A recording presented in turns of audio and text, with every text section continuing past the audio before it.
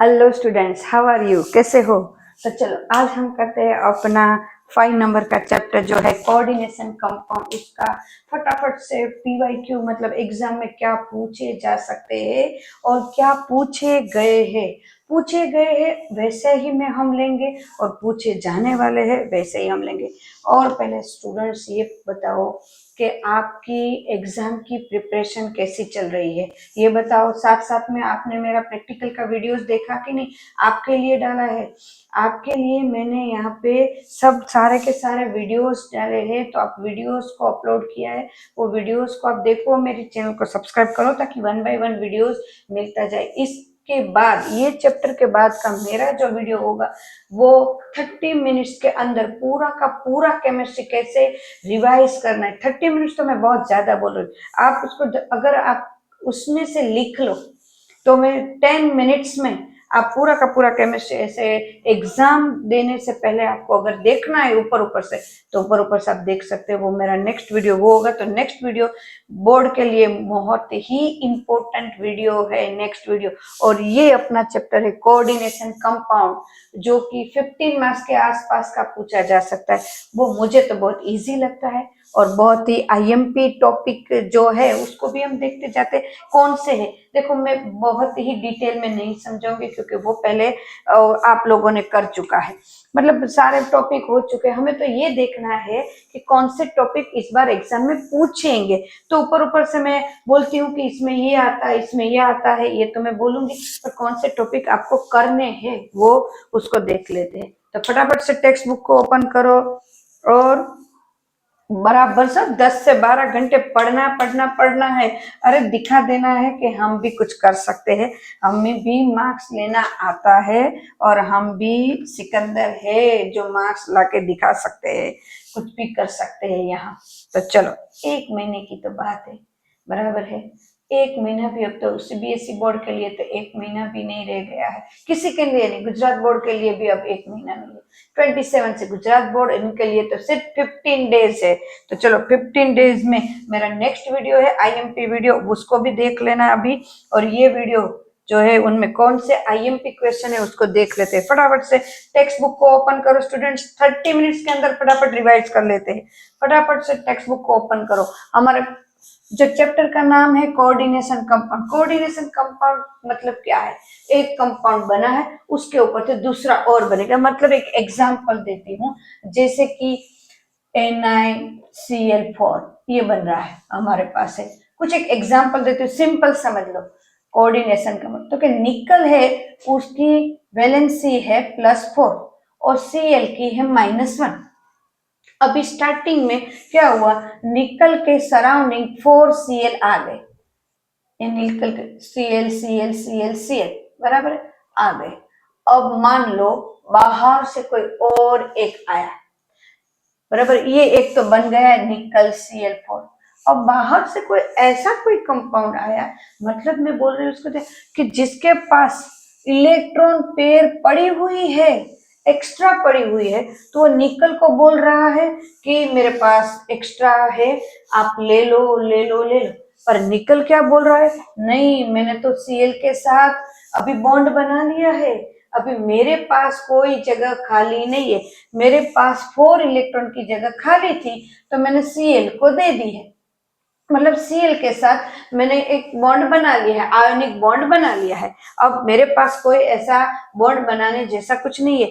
तो ये जो बाहर से कोई ऐसा कंपाउंड आया है, कोई मॉलिक्यूल आया है, मैं जो बोल रही हूँ ध्यान दो, मॉलिक्यूल आया है like Cl minus H2O NH3 CN, कुछ भी जिसके पास इलेक्ट्रॉन पेयर है, एक्स्ट्रा पेयर है, जो बॉन्डिंग में पार्ट नहीं ले रही, जिसको कहते हैं एंटी बॉन्डिंग, वो निकल को बोल रहे कोई बात नहीं, आप मेरे साथ बॉन्ड ना बनाओ चलेगा, पर मुझे आपकी वेकेंट जो खाली, जो एकदम से खाली पड़ी है वैसी ऑर्बिटल में वैकेंट ऑर्बिटल में अपने इलेक्ट्रॉन पेयर को रखना है और आपके साथ एक सिंपल सा बॉन्ड बनाना है।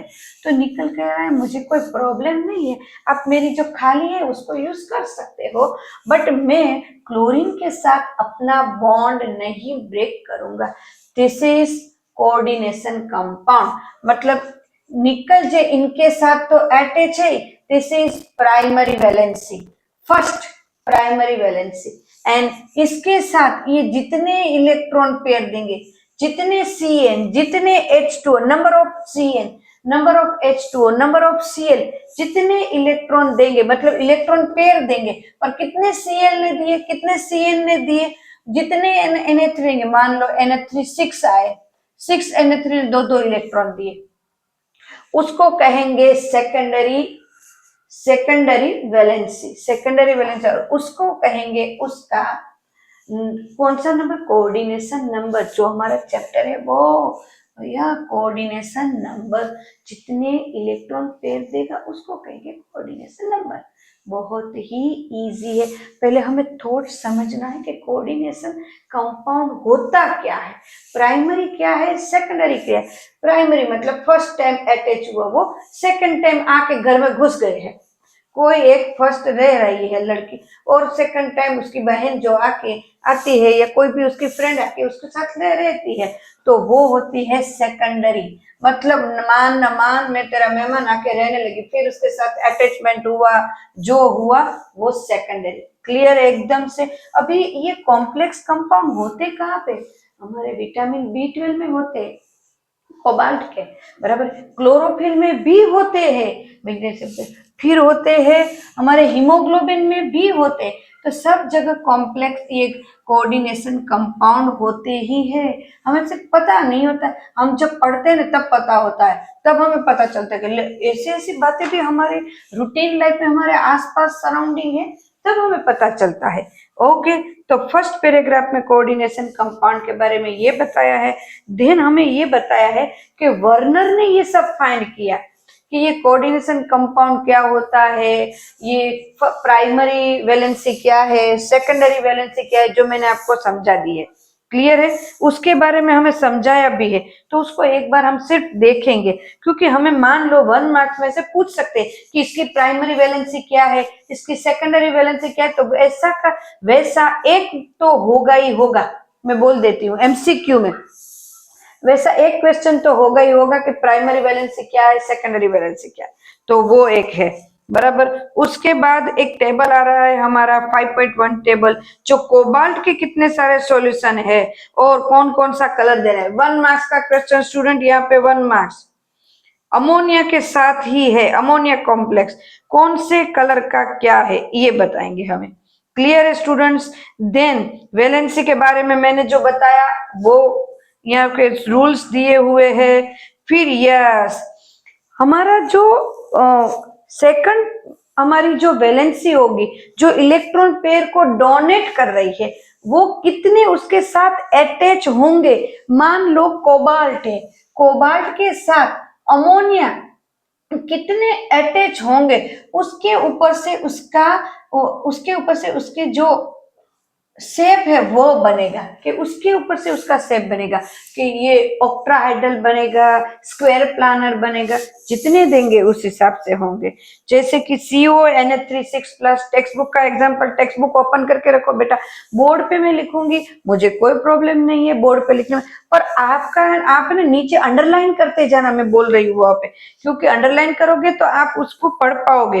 फिर कोबाल्ट का क्लोराइड के साथ है COCl2 Na3 4, तो जो है उसमें अलग अलग से जैसे ऑक्टाहाइड्रल ही बनेंगे, पर Na3 6 से एक बार Na3 5 है और Cl है, एक बार Na3 4 है और Cl2 है। देन उसके बाद निकल कार्बोनिल एंड प्लेटिनम टेट्राक्लोराइड, तो ये जो है ना निकल कार्बोनिल वो स्क्वायर प्लानर है और टेट्राहाइड्रल है। अब देखो ये कैसे पता, निकल कार्बोनिल टेट्राहाइड्रल है sorry, and platinum chloride square planar है। अब इसका सेट फिक्स कैसे होगा, ये स्क्वायर प्लानर है, ये टेट्राक्लोराइड है। तो इसका जो हाइब्रिडाइजेशन होगा ना, उनके ऊपर से देखो मैंने यहाँ पे एक टेबल लिखा हुआ है, स्क्वायर प्लानर है, टेट्राहाइड्रल है। जो वो हाइब्रिडाइजेशन करेंगे, मतलब जो खाली उनकी पड़ी है जो ऑर्बिटल्स, उनमें इलेक्ट्रॉन देंगे, तो वो कौन सी ऑर्बिटल में इलेक्ट्रॉन देंगे ना, उस हिसाब से उनका ये शेप बनेगा। ये शेप हम बाद में देखते हैं, 1 बाय 1 पहले देख लेते हैं कि क्या क्या हमें देखना है 1 मार्क्स के लिए। अभी मैं 1 मार्क्स के लिए बोल रही हूँ स्टूडेंट्स। सॉल्यूशन ने, हाँ, difference between double salt and complex salt, बहुत इजी। अगर इसका 2 मार्क्स का कुछ क्वेश्चन पूछे ना, तो 2 मार्क्स तो ऐसे ही मिल जाएंगे, बराबर। ये तो 1 मार्क्स में ऐसे पूछ सकते हैं, नीचे जो दिए हुए 4 ऑप्शन, उनमें से कॉम्प्लेक्स कंपाउंड कौन सा है, तो ये हमें आना चाहिए। कॉम्प्लेक्स कंपाउंड में एक ही मेटल होगी एंड 2 ऐसे नेगेटिव, या तो एक नेगेटिव और एक है वो न्यूट्रल, ऐसे मॉलिक्यूल होंगे, बराबर है। और जो डबल सोल्ट होंगे उसमें सोल्ट ही डबल होंगे, लाइक दिस। यहाँ पे मोहार सोल्ट को मैं दूं, FeSO4 भी एक सोल्ट हुआ, and ammonium sulphate NH4 twice SO4, तो this is double salt, clear. And complex compound नीचे दिया हुआ है, देन पोटास एलम, वो भी एक है डबल सोल्ट। तो ये डबल सोल्ट है, बराबर है। डबल सोल्ट मतलब सॉल्ट, दो सोल्ट को मिक्स किया है। और जो हमारा ये कॉम्प्लेक्स कंपाउंड है उसमें मेटल एक ही होंगी। चलो, कोऑर्डिनेशन एंटिटी मैंने बता दी कि कोऑर्डिनेशन नंबर हम किसको कहेंगे, तो कि जितने जो इलेक्ट्रॉन पेयर देने वाले जो हमारे मॉलिक्यूल्स होंगे, वो जितने अटैच होंगे उनके सराउंडिंग, उस हिसाब से उनकी कोऑर्डिनेशन नंबर होंगे। क्लियर स्टूडेंट, तो वो एक बार याद रखना है। सेंट्रल एटम कौन होंगे, तो कि जो ये मेटल है जिसके के सराउंडिंग ये सब आ रहे, तो उसको हम सेंट्रल एटम कहेंगे।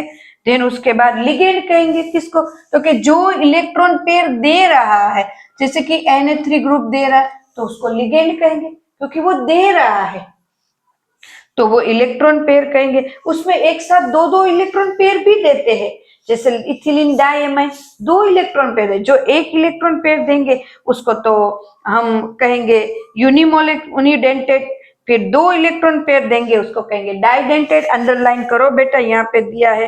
देन उसके बाद हो गए पॉलीडेंटेड, जो 3 या 3 से ज्यादा देंगे इलेक्ट्रॉन पेयर। ईडीटीए है, पॉली है क्योंकि वो एक से ज्यादा इलेक्ट्रॉन दे रहे।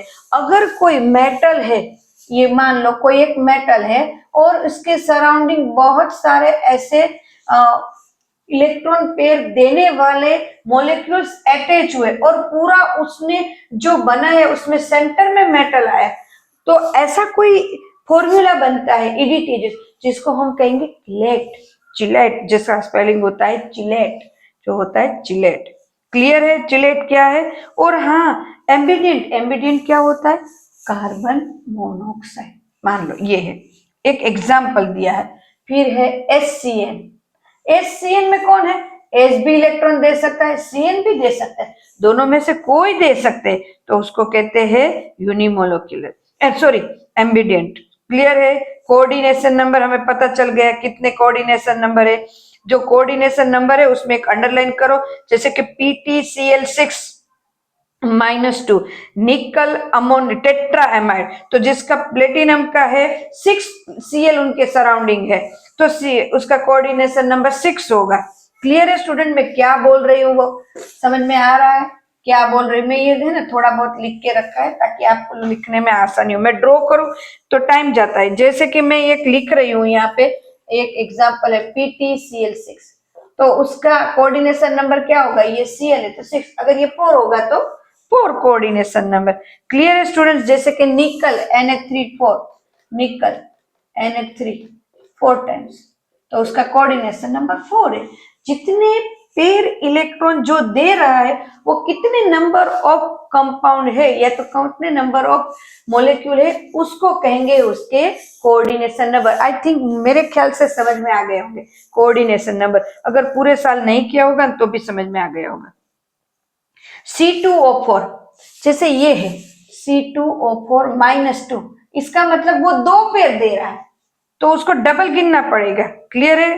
डाइडेंटेड लिगेंड है, कोऑर्डिनेशन स्फेयर, स्फेयर मतलब उसके आसपास कितने मोलिक्यूल अटैच है उसको कहेंगे कोऑर्डिनेशन स्फेयर। कोऑर्डिनेशन पॉलीहाइड्रल में जो कितने हमारे शेप आते हैं हमारे जो हमारी स्टडी में, ऑक्ट्राहाइड्रल का शेप देखो, टेट्राहाइड्रल का देखो, स्क्वायर प्लेनर का देखो, ट्राइगोनल बाई पिरामिड का देखो एंड स्क्वायर पिरामिड का देखो, बराबर है। सेंट्रल एटम हमें पता है। फिर होमोलेप्टिक एंड हेटेरोलेप्टिक, ये क्या है? अगर ये एक 1 मार्क्स पे पूछे तो होमोलेप्टिक क्या होता है ये देखो, 4 के 4 पूरे के पूरे, दिस इज होमोलेप्टिक। और हेटेरोलेप्टिक क्या होता है? मान लो ये Cl4 है और Na3 2 है तो 6 ही, लिगेंड तो 6 ही आए पर 4 अलग और 2 अलग, तो इसको कहेंगे हेटेरोलेप्टिक। Clear students? 1 मिनट में क्लियर हो गया। मैं इतने शॉर्ट कट से कराऊंगी ना तो आपको इजीली समझ में गया। अब देखो नोमेनकल्चर आपको आता ही है और नोमेनकल्चर 1 मार्क्स में होगा या 2 मार्क्स में होगा, आप लिख के रखो। पहले ही बोल देती हूँ, लिख के रख दो। नोमेनकल्चर आने वाला है 1 मार्क्स और 2 मार्क्स में। इसमें बहुत सारे एग्जाम्पल दिए, उस एग्जाम्पल को कर लेना है सारे। और टेक्स्ट बुक के बाहर से कुछ भी नहीं आने वाला है तो टेक्स्ट बुक को अच्छे से करना है, एकदम से 2-2 3-3 बार लिख के रट लो रट लो रट लो।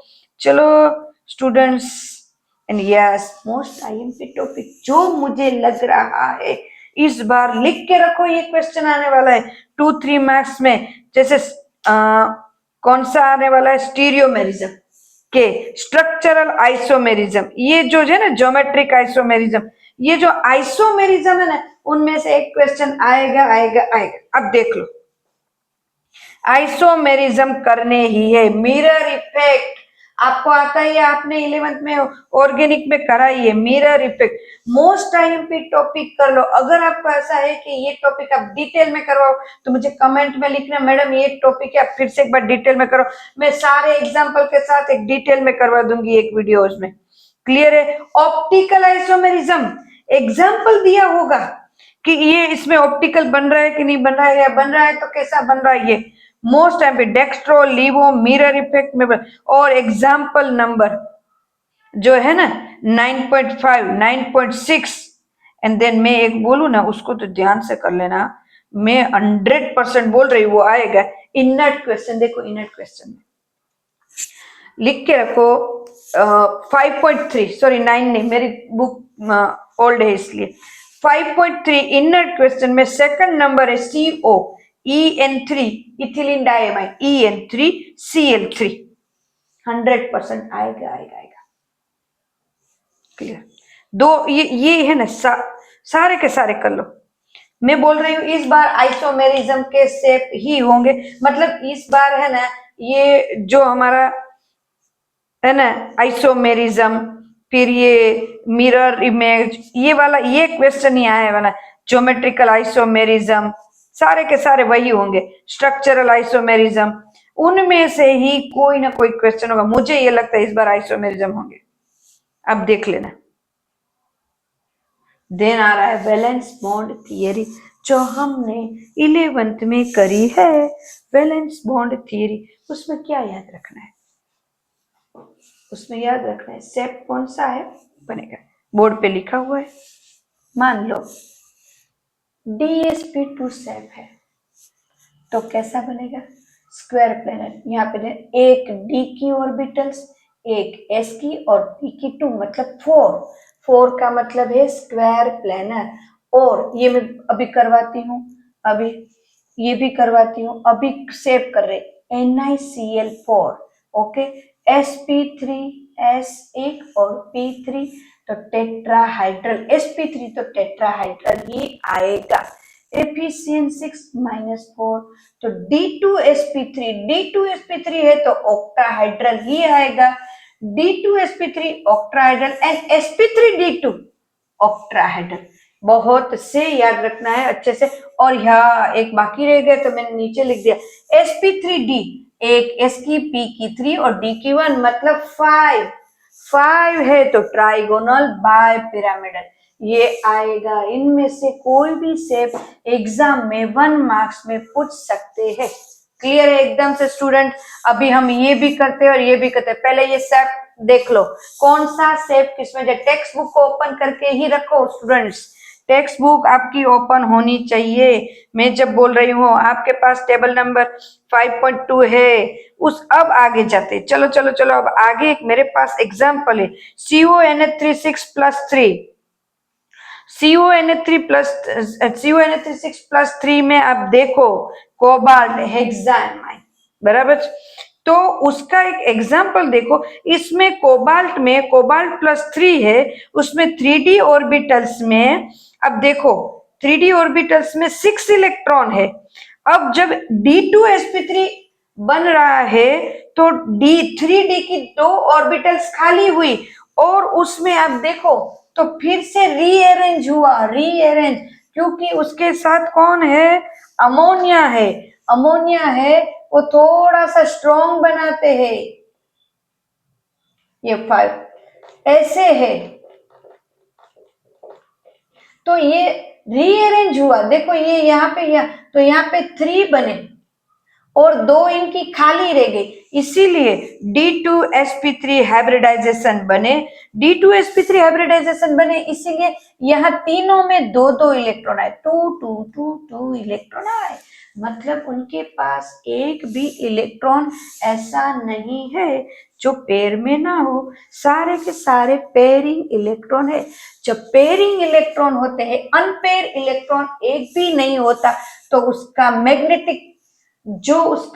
मैग्नेटिक फील्ड होता है वो डायमैग्नेटिक होता है। क्या होता है, एक भी इलेक्ट्रॉन पेयर में, सारे इलेक्ट्रॉन पेयर में है, अनपेयर एक भी इलेक्ट्रॉन है तो उसको कहेंगे डायमैग्नेटिक। अगर कोई पेयर में नहीं है तो उसको कहेंगे पैरामैग्नेटिक। क्लियर है स्टूडेंट? जैसे एक एग्जांपल दे रहे हो, COF6, नीचे ही देखो टेक्स्ट बुक में, उसमें क्या हो रहा है, ये इसी तरह है। तो देखो यहाँ पे ये जैसा ऊपर है ना वैसा, तो जो COF है ना वो बहुत ही वीक है, मतलब आगे वाले को चेंज करने के लिए बोल ही नहीं सकता, वीक है।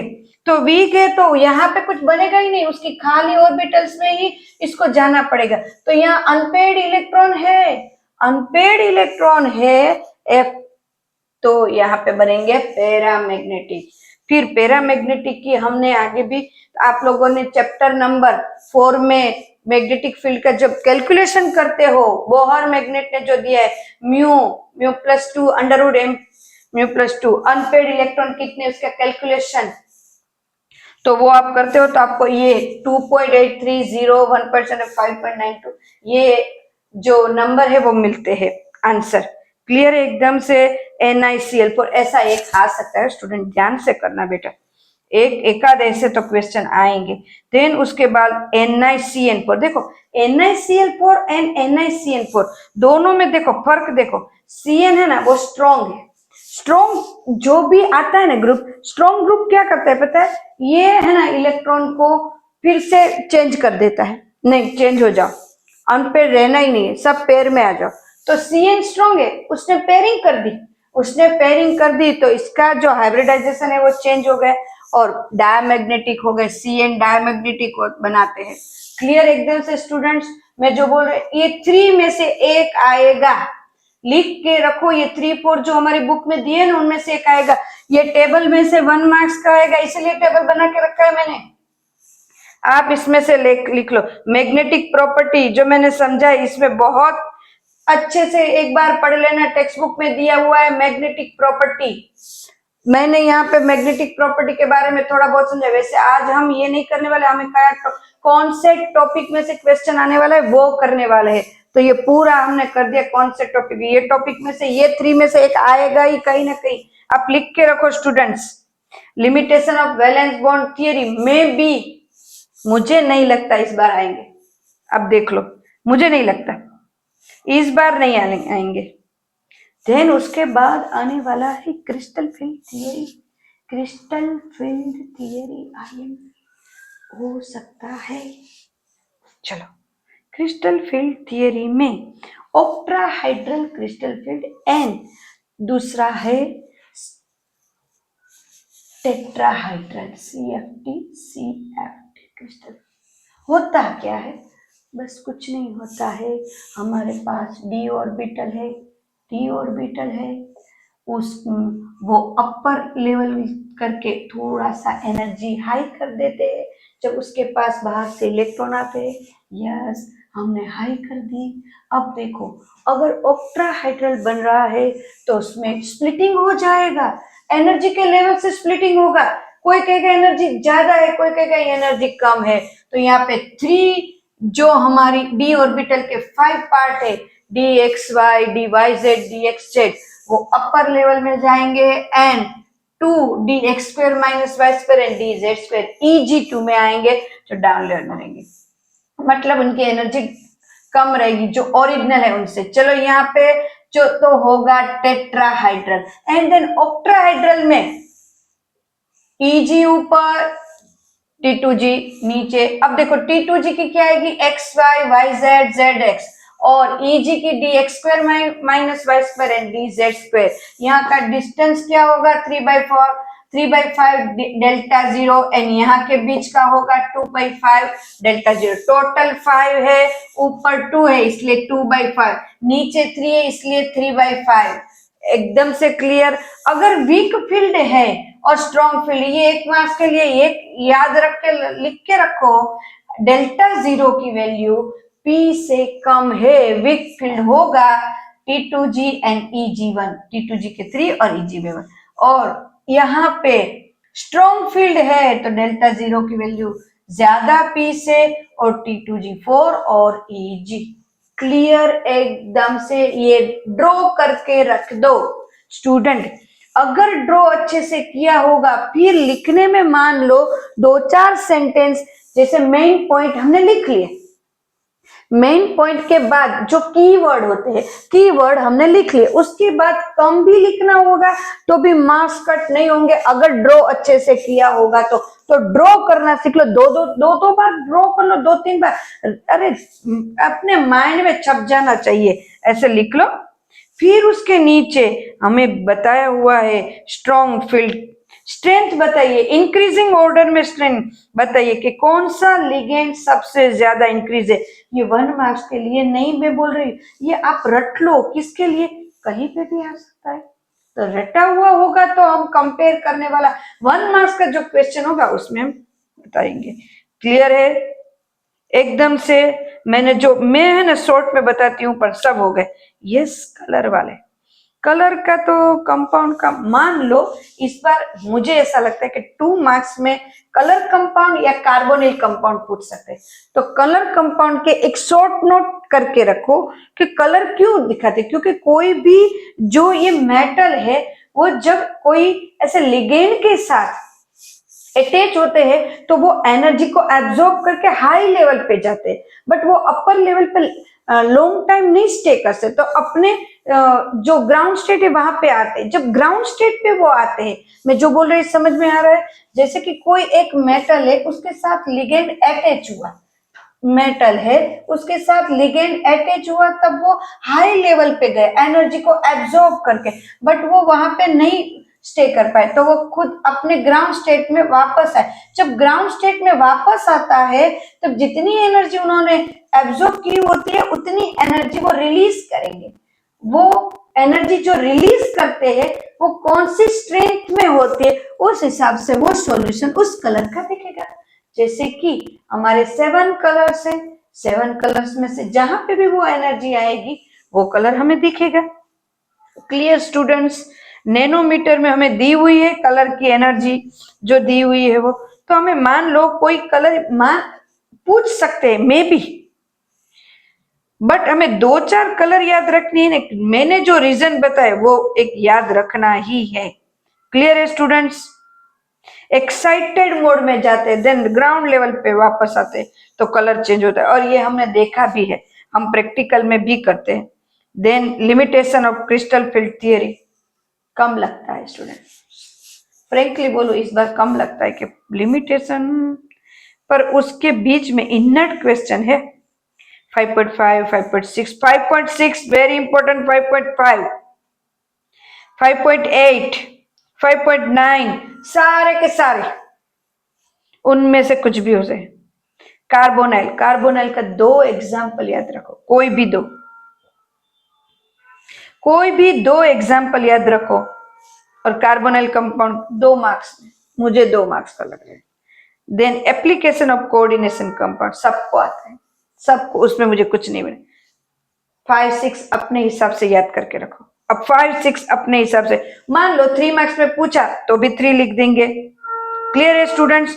तो इस चैप्टर में से इंपॉर्टेंट जो है वो मुझे लगा सीएफटी के क्रिस्टल फील्ड के जो आएंगे, कलर जो कंपाउंड है उनके रीजन आएंगे, एंड देन क्रिस्टल फील्ड के भी रीजन आ सकते हैं ये ड्रॉ करने के लिए। जैसे मैंने आइसोमेरिज्म इज वेरी इंपॉर्टेंट, और जो इनर क्वेश्चन है वो, और आप जो देखो एक्सरसाइज के अंदर देखो तो मैंने जो कुछ निकाल के रखा है, तो सबसे पहले कोऑर्डिनेशन एंटिटी के नाम जो आप है वो नाम देख लो, नाम तो सबके करनी ही है। देखो कोऑर्डिनेशन नंबर भी आना चाहिए। अब देखो मोस्ट आईएमपी क्वेश्चन लिख के रखो, उनमें से आएंगे जो है 5.10, 5.11, 5.12, 5.13, 5.15,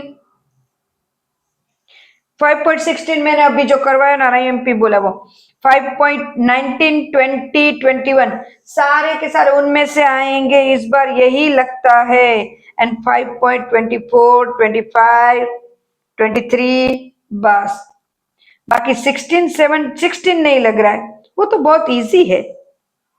हाँ कोई कोई मान लो आपका easy question, okay yes yes 1 minute, 5.27 से लेकर 5.32 तक 1 मार्क्स का क्वेश्चन, उनमें से एक तो 1 मार्क्स आएंगे ही आएंगे।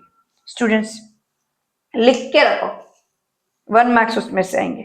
मोस्ट आईएमपी में बोल रही हूँ, उसमें से एक तो आएंगे, 4 एग्जाम्पल देंगे उनमें से ये राइट कौन सा है, वो राइट कौन सा है। तो स्टूडेंट्स मेरे ख्याल से मैंने इतना टाइम नहीं लिया है, बट आपको थोड़ा थोड़ा ही बताया है, इतना डिटेल में हमने बताया भी नहीं, पर कौन सा टॉपिक मोस्ट आईएमपी है ना वो मैंने बताया है।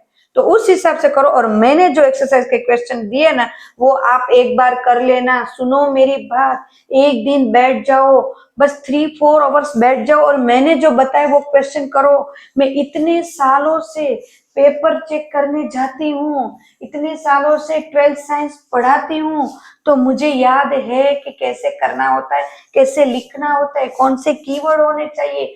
तो ये कर लो, और कौन से क्वेश्चन पूछे जाएंगे ये भी मुझे पता है। तो आप स्टूडेंट्स पहले ये मैंने जो बताया वो सारे के सारे एक बार रट लो, लिख लो, अपने आप अपने नॉलेज के हिसाब से करो, थोड़ा अपना, सब होशियार हो, आप सब होशियार ही हो, आईक्यू लेवल सबके पास है, तो इसमें से मतलब चेंज करेंगे आपको, उसी क्वेश्चन होगा तो उसको थोड़ा सा ट्विस्ट करेंगे तो वो आपको आ जाना चाहिए, आ ही जाएंगे ना स्टूडेंट। इतना इजी चैप्टर है, मुझे तो ये चैप्टर बहुत मजा आता है करना है और इजी भी लगता है। तो स्टूडेंट्स आज का ये चैप्टर यहाँ तक, डाउट कुछ भी हो आप पूछ लेना, मुझे कमेंट में लिख लेना, जो भी डाउट है फिर से एक वीडियो बना लेंगे, जो डाउट है उनके वीडियो बना लेंगे।